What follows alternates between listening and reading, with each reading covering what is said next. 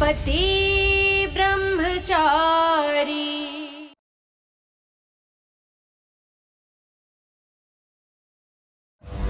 ఈ సెల్ని జాగ్రత్తగా ఈ ప్లేస్లో పెట్టండి మధ్యలో, సరేనా? సరే సార్, అలాగే. శ్రీకృష్ణ, వీళ్ళని ఎలాగన్నా ఆపు. ఒకవేళ వీళ్ళని ఎత్తుకుంటే సమస్య అయిపోతుంది. అది కూడా కాకుండా వచ్చింది సెల కాదు, నేనే అని తెలిసిపోతుంది.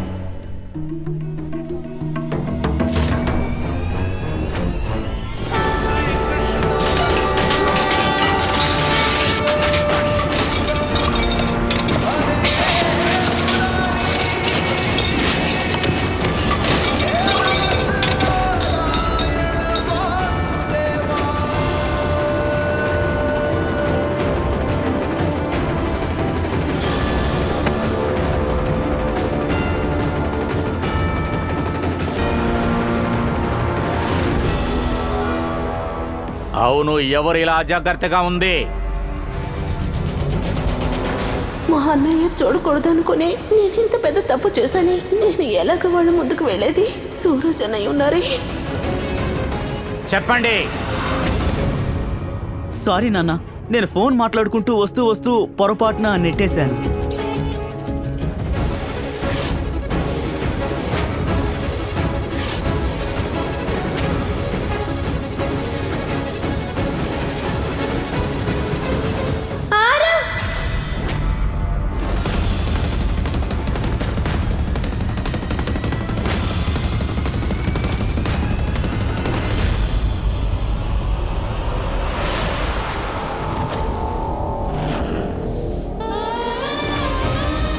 Isha,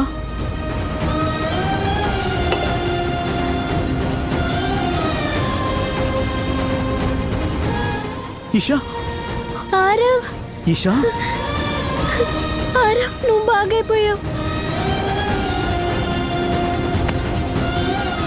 I'm so happy. Eesha, నువ్వేంటి ఇక్కడ?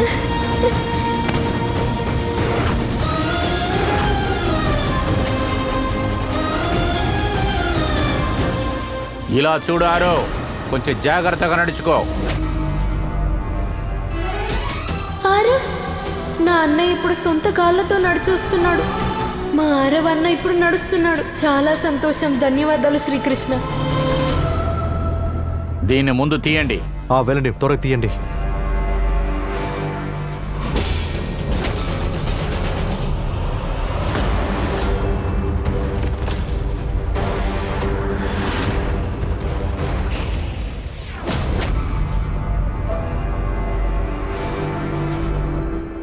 సూరజ్, కొంచెం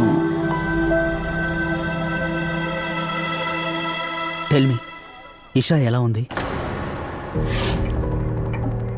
మీరు తనతో బాగానే ప్రవర్తిస్తున్నారు కదా? అక్కడ తను సంతోషంగానే ఉందా? టైంకి తింటోందా? అసలు తను ఎలా ఉంది? నాకు వివరంగా చెప్పండి. నేను ఈ విషయం గురించి పూర్తిగా తెలుసుకోవాలి. తను అక్కడి నుంచి ఇక్కడికి రావడం కోసం నేను అన్ని ప్రయత్నాలు చేస్తున్నాను, కానీ తను అక్కడే ఉంటానని పట్టుదలతో ఉంది. తన పట్టుదలతో ఒక్కొక్క క్షణం, ప్రతిరోజు తన జీవితంలో ఇప్పటి వరకు చేయని పనులన్నింటినీ చేసి అక్కడే ఉంటుంది. మీరు తన అన్నయ్య, అవకాశం దొరికినప్పుడు ఖచ్చితంగా వచ్చి చూడండి. అర్థం ఎలా చెప్పండి. ఆ స్థలం ఆమె ఉండాల్సిన స్థలం కాదు. తను అక్కడి నుంచి ఇక్కడికి రావాలి. తను ఖచ్చితంగా విడుదల పొందాలి.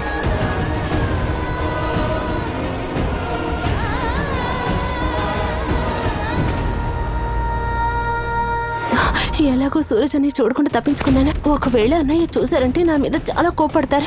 ఇంట్లో పెద్ద సమస్య అవుతుంది. లేదు, నీ పరిస్థితి నాకు అర్థమైంది. నువ్వు ఇదంతా నా కోసమే చేస్తున్నావు కదా. నువ్వు నా కోసం రిస్క్ తీసుకుంటున్నా, అందుకోసం నీకు పెద్ద థ్యాంక్స్. ఇలా చూడండి, డాక్టర్ టైంకి వచ్చేస్తారు. ఇప్పుడు అందరూ పార్టీ ఎంజాయ్ చేస్తున్నారు. అనురాధేశ్వర డ్రింక్ లో మనం టాబ్లెట్స్ కలుపుతాం. అప్పుడే పార్టీలో ఆయన కనిపించకపోయినా ఎవరికి సందేహం రాదు కదా. ఏంటి?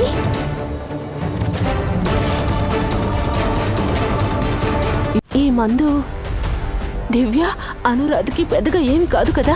ఇది కాస్త మైల్డ్గా ఉంటుంది, పెద్దగా ఏమీ కాదు. టెస్ట్ కోసం ఖచ్చితంగా సార్కి ఈ మందు ఇచ్చి తీరాలి. ట్రస్ట్ మీ, ఏమీ కాదు.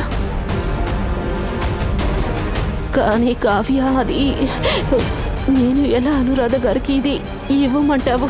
ఒకవేళ పార్టీలో సూరజ్ అన్నయ్య లేకపోతే ఈ పని నేనే చేసి ఉంటేదాన్ని. అందుకని ఈ పని మీరే సార్ డ్రింక్స్లో కలపాలి. ప్లీజ్ జాగ్రత్తగా చేయండి.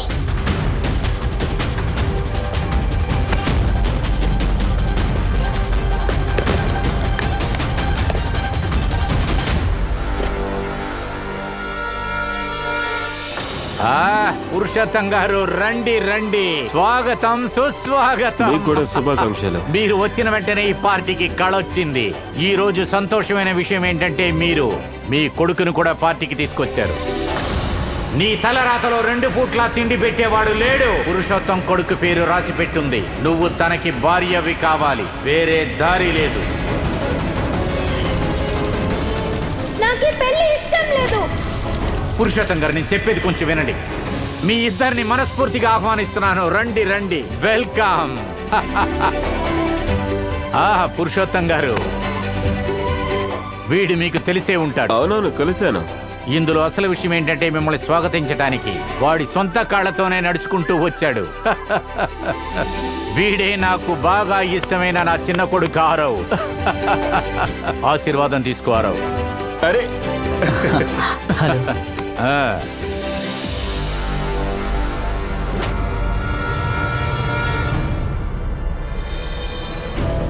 శిలగా మారడం వల్ల కొన్ని ప్రయోజనాలున్నాయి. అట్లీస్ట్ మా ఇంట్లో వాళ్ళని చూడగలుగుతున్నాను. ఇంకా దీంతో వచ్చే డబ్బుతో అత్త చెప్పిన సవాల్ని గెలవగలను. చాలా సంతోషంగా ఉంది. తర్వాత ఇక్కడికి వచ్చిన లేడీస్ అండ్ జెంటిల్మెన్, మీ అందరికీ కూడా బాగా తెలుసు, నా పాన్ మసాలా బిజినెస్ ని ఆకాశం అంత ఎత్తుకు నేను తీసుకొని వెళ్ళాను. కానీ ఇప్పుడు మీకు ముఖ్యమైన ఒక వ్యక్తిని పరిచయం చేస్తాను. ఇందులో నాకు కూడా స్వార్థం ఉంది.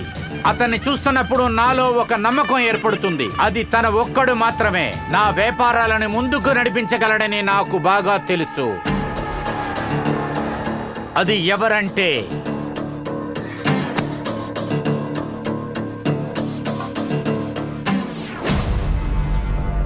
అది నా రెండో కొడుకు ఆరవ్.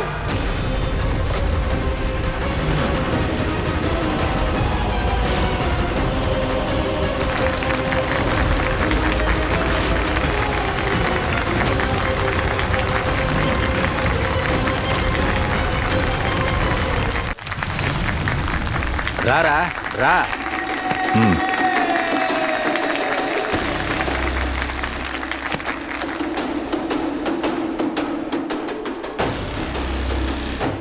ఈరోజు నా రెండవ కొడుకు మీ అందరి ముందు కూడా ఆజానబాగుడుగా నిలబడి ఉన్నాడు. ఆరవ్. నాకు నమ్మకం ఉంది, తర్వాత వీడే ఖచ్చితంగా నా గౌరవాన్ని, నా పేరుని, అలాగే నా కుటుంబ గౌరవాన్ని, నా వ్యాపారాన్ని కూడా ముందుకు నడిపించేవాడు.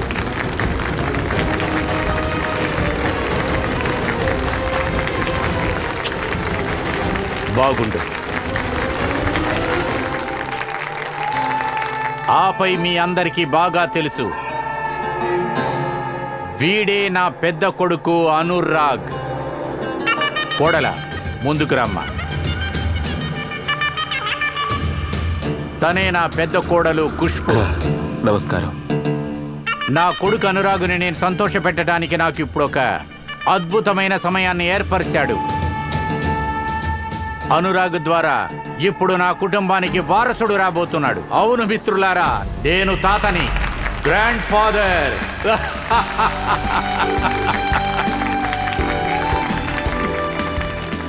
ఊరి దేవుడా,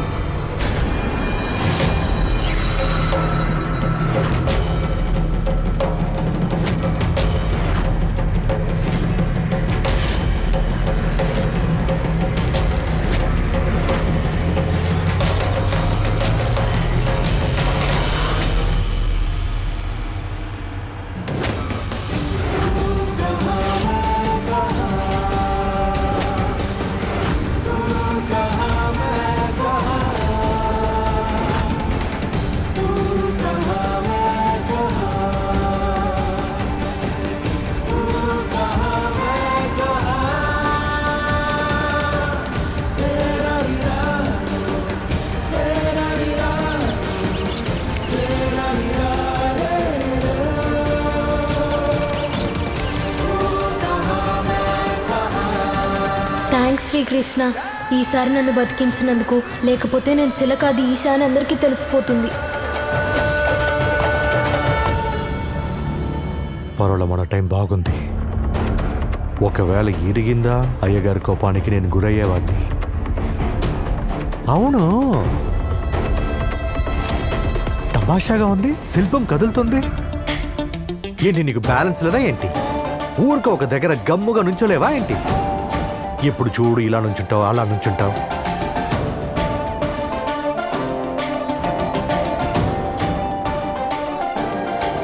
శిల్పాన్ని కూడా తిట్టే మనిషిని ఇప్పుడే చూస్తున్నాను. ఈ కటిక బ్రహ్మచారికి ఏ వస్తువుని సాఫ్ట్గా హ్యాండిల్ చేయడం తెలీదు. ఇక్కడే సరిగా నుంచో. లేదు, నేను ఇక్కడే ఉంటాను. ఎవరికి తెలుసు, అటు ఇటు కదిలి మళ్ళీ ఇరిగిపోతే అయ్యగారు నన్ను చంపేస్తాను. ఎప్పుడు చూడు నన్ను కనిపెట్టుకునే ఉంటావు. ఇప్పుడు కూడా ప్రశాంతంగా ఊపిరి పీల్చుకోనివ్వా. ఎవరైనా శిల్పానికి కాపలగా ఉంటారా? Cheers. నిజంగానే ఈ పార్టీని మీరు చాలా అద్భుతంగా అరేంజ్ చేశారు గులాబ్ సింగ్ సార్. ఖచ్చితంగా పార్టీ బాగానే ఉంటుంది. ఎందుకంటే ఒకే సమయంలో రెండు మంచి విషయాలు. ఒకటి, నా పెద్ద కొడుకు తండ్రి కాబోతున్నాడు. తర్వాత నా రెండో కొడుకు వీల్ చైర్ లోంచి లెగిసి నడుస్తూ వస్తున్నాడు.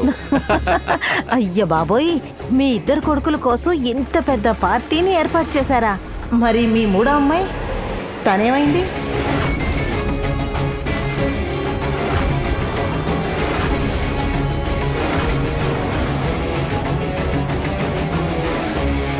నేను ఈషా గురించి అడుగుతున్నాను. ఈషా ఎక్కడుంది?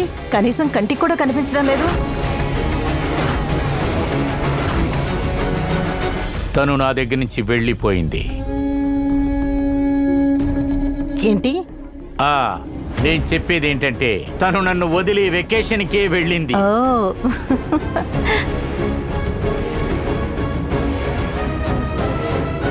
కానీ తనకి పెళ్ళైపోయిందని మేము విన్నామే. రౌడీని చేసుకుందట.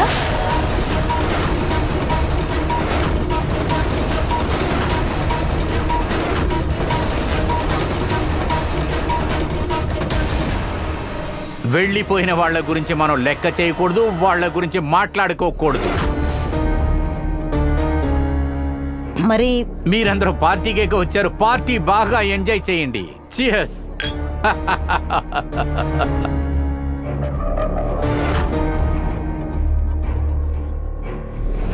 పురుషోత్తం గారు, ఇలా రండి. రా బాబు.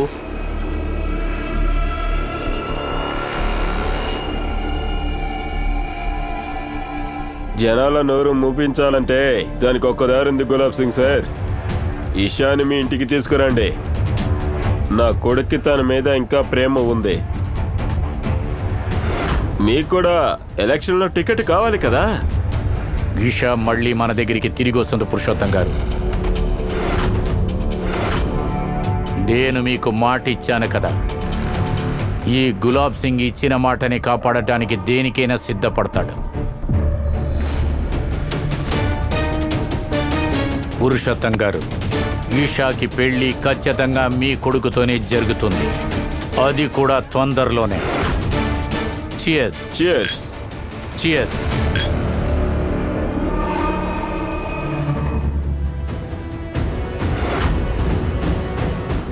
ఇందుకోసమే నన్ను మళ్ళీ ఇంటికి రమ్మంటున్నారా?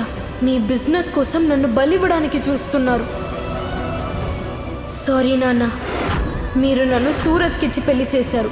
ఇప్పుడు నేను సూరజ్ని భర్తగా స్వీకరించాను. వాళ్ళ కుటుంబాన్ని నా కుటుంబం అనుకుంటున్నాను. నేను ఈరోజు శిల్పంగా ఉన్నది డబ్బు సంపాదించి అత్తగివ్వడానికి. ఈ పెళ్లి కొట్టిపాడేసి నేను ఇంకో పెళ్లి గురించి అస్సలు ఆలోచించలేదు.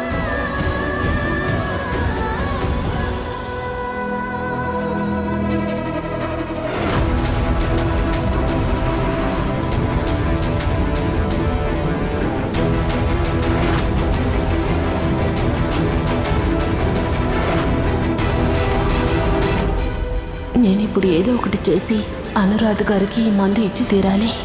అప్పుడే లోపం ఎవరిలో ఉందని తెలిసిపోతుంది.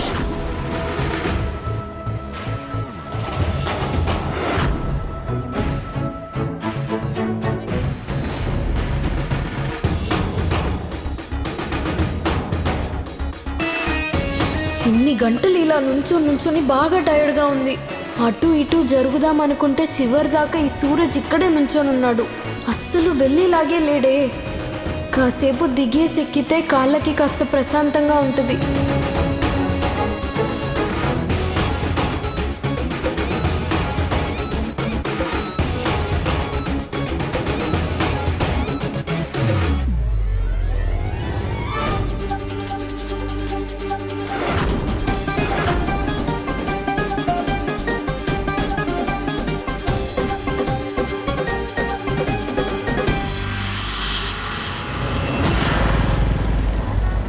అత్తగారు తినండి, చాలు చాలు చాలు. తినండి. ఇంత ఖర్చు పెట్టి మీరు ఇవన్నీ తినడానికి ఎందుకు తీసుకొచ్చారు? అత్తగారు, మీ ఆరోగ్యం ఇంకా నయం కాలేదు. ఇంకా మోనిషా వదిన ఇంట్లో లేదు, ఈషా కూడా లేదు. ఇంకా ఎవరు వంట చేస్తారు? సరే, ఈషా నుండి మనం ఎదురు చూడలేము. ఇంకా రియా? నా పైన నమ్మకం పెట్టుకోబాకండి. నేను అస్సలు వంట దగ్గరికి వెళ్ళను. నోర్మి, రాను నీకు నోరు ఎక్కువైంది. ఇక్కడ అసలు పని ముట్టుకోవు. అత్తగారింటికి వెళ్తే ఏం చేస్తావు? మేము అవమానపడాలా? ఒకవేళ ఇలా కూడా జరగచ్చు కదా. నేను అత్తగారింటికి వెళ్ళి పని చేయాల్సిన అవసరం లేకపోతే అది ఇవ్వండి. చూసావా? నువ్వు మాట్లాడేది చూస్తే ఏదో పెద్ద డబ్బున్న అబ్బాయినే పట్టుకున్నట్టున్నావు. అలా ఎవరైనా ఉన్నారా ఏంటి? ఇప్పటి వరకు లేదు, కానీ ఖచ్చితంగా డబ్బున్న అబ్బాయినే వెతికి పట్టుకుంటాను. తర్వాత నేను పెళ్లి చేసుకోవాల్సి వస్తే ఖచ్చితంగా డబ్బున్న అబ్బాయినే వెతికి పెళ్లి చేసుకుంటా. ఓరి దేవుడా, ఇదేం కర్మరా! నువ్వు ఇలాంటి పని ఏమన్నా చేసావనుకో, నీ కాళ్ళు వెరక్కొట్టి ఇంట్లోనే కూర్చోబెడతాను. అర్థమైందా? ఆ పావు బజ్జీ బాగుంది. ఈరోజు మనం వంట చేయాల్సిన పని లేదు, కానీ నా కడుపులో శబ్దాలు వస్తున్నాయి. వేరే దారి లేదు.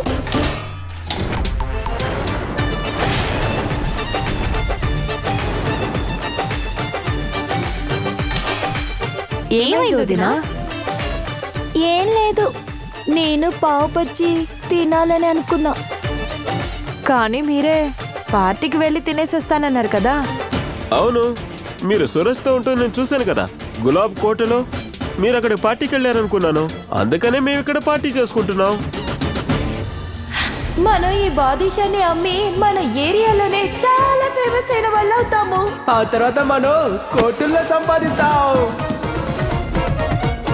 నిజంగా ఆడ పార్టీ చాలా బాగుంటుంది కదా. వదినా, మెనూలో ఏమేమి ఉన్నాయి? వదినా చెప్పండి, అక్కడ భోజనాలు ఎలా ఉన్నాయి? వాళ్ళేం తిన్నారు? చెప్పండి వదినా. ఆ ఈశాని ఫాలో అవుతానని చెప్పి ఏమీ తినకుండా మేము పస్తులతో వచ్చేసాం. బాగా ఆకలేస్తుంది, కానీ వీళ్ళేంటంటే ఏం తిన్నావని అడుగుతున్నారు. ఏమండి, నా వల్ల కావడం లేదు, బయటికి వెళ్ళేదన కొనండి. నాకు కళ్ళు తిరుగుతున్నాయి, నేను కళ్ళు తిరిగి ఇక్కడ పడిపోయేలా ఉన్నాను. ఏ ఆగు, కోతి మొహం మోనిక, మొగుడెనకాల వెళ్ళే పని దొంగ. అక్కడ అంత తిన్నా కూడా ఇంకా నీకు కడుపు నిండలేదా? మళ్ళీ తినడానికి పార్టీకి బయలుదేరావు.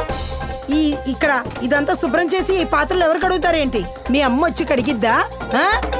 పదా. ఇలా చూడు, గులాబ్ సింగ్ తన తప్పుని ఎంత దాచిపెట్టాలనుకున్నా నిజం ఇదే. అదేమిటంటే తన కూతురు ఈషా ఎవరో ఒక అబ్బాయితో చట్టపట్టలేసుకొని తిరిగేదట. అయితే ఈ విషయం గులాబ్ సింగ్కి నచ్చలేదు. అందుకని ఎందుకు పనికిరాని ఒక జులాయికి దాన్ని కట్టపెట్టేశాడు.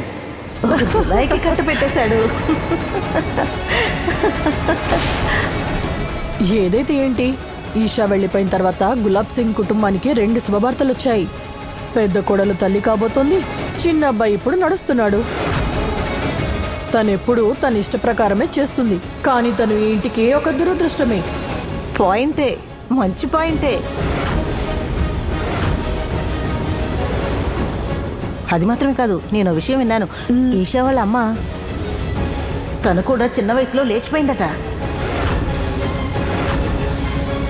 తల్లిలాగే కదా కూతురు కూడా ఉంటుంది, అందుకని తను కూడా లేచిపోయింది. చాలా ఆపండి. మీలాంటి మనుషులే పొత్తడిని ఇత్తడి అనుకుంటారు. మీకు ఈషా గారి గురించి ఏం తెలుసు? ఎవరో మాటలు విని మీ ఇష్టానికి మాట్లాడుతున్నారు. అందరూ తప్పులు చేసేవాళ్ళే.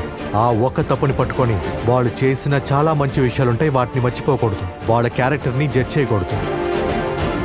మీరు ఏవేవో ఊహించుకొని ఈషా గురించి తప్పుగా మాట్లాడుతున్నారు. ఈషా గురించి మీకేం తెలుసు? తను ఒక దేవత.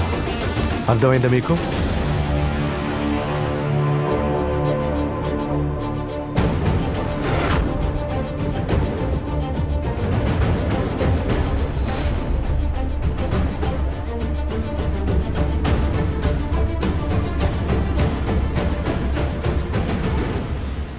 అది అయ్యగారు, పొగడ్తలైనా అవమానాలైనా కూడా ఈ రెండిటిని మనం కట్టుబాటులో ఉంచలేం. మనం ఎంతమంది నోళ్లు మూపిస్తాం చెప్పు? నా కూతురు ఈషా వల్ల నాకు జరిగిన ఈ అవమానం ఉంది కదా, అది ఎప్పుడు పోతుందంటే ఎప్పుడైతే ఈషా మళ్ళీ ఈ గులాబ్ కోటకి తిరిగి వస్తుందో అప్పుడే. అలాగే అయ్యగారు, మీరు ఎంత గట్టిగా మళ్ళీ ఈషాని ఇంటికి తీసుకురావాలనుకుంటున్నారు, అంతే గట్టిగా నేను మా ఇంట్లో నుంచి తనని బయటికి పంపించాలనుకుంటున్నాను. నా మీద నమ్మకం ఉంచండి అయ్యగారు. నేను ఈషా గారికి ఏ దారిలో కనిపించను, తిరిగి ఇక్కడికే రావాల్సింది. తన్ని ఎలాగైనా గులాబ్ మహల్కి నేను చేరుస్తాను, అది నా బాధ్యత. ఇది నేను మీకు ఇస్తున్న మాట.